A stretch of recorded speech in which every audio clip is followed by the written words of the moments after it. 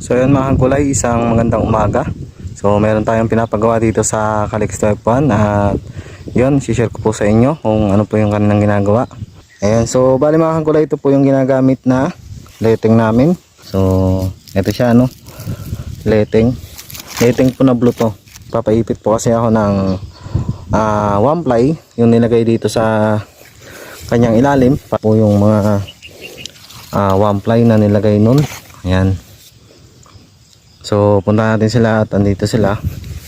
So dito sila nagsimula sa gilid na to at makikita nyo yung kaibahan ng inipit at hindi inipit. So ito po ay may clamp na. Ayan, makikita nyo malaki na ulit yung daanan ng gitna at nakasinop yung mga sanga nya.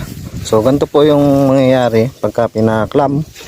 Ayan, pinaklam na po, pagsasalubungin lang na po yung one ply sa ilalim at ito ay ilalak dito sa ibabaw. Ito naman po yung one ply na nilagay sa kanyang ibabaw. So yan po ang silbi nyan, pagsasabitan para umigpit ulit itong nilagay na one ply sa kanyang ilalim.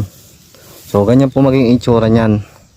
So malapad ulit yung daanan nya at di na mahirap mag-spray at mag-harvest, hindi na lungkatin dahil nakalitaw na yung mga bunga niyan. Ayan.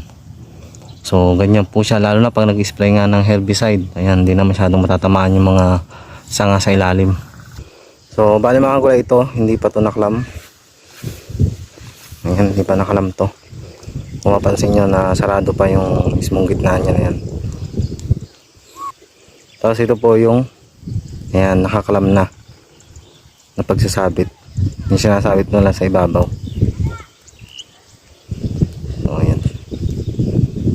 So ngayon mga kagulay, papakita sa atin ni paring Aka kung paano maglagay ng clamp.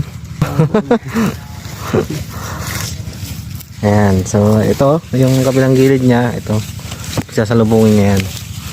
Ayan, so ganyan po yung pagka-clamp. Ayan, so ilang ikot din po siya para hindi po matanggal at hindi po lumuwag. Ayan, so pagka naisabit na, yan, hatakin ng konti para umigpit pa. Saan tong ginagawa? Eh, meron pong mga kasunod na itatanim dito pagka nangyari itong Calixto. Pwede po ang pipino, pwede po ang sitaw. Ayan, so may mga diskarte naman doon na pwedeng gawin para hindi na po magdahon yung mga talong kung sakaling gusto nyo pong taniman ng ibang gulay. At ito na po yung magsisilbing pinakabalag nya. So ito na po yung mga naipit. Ayan, kita nyo, kitang kita na po yung gitna nya.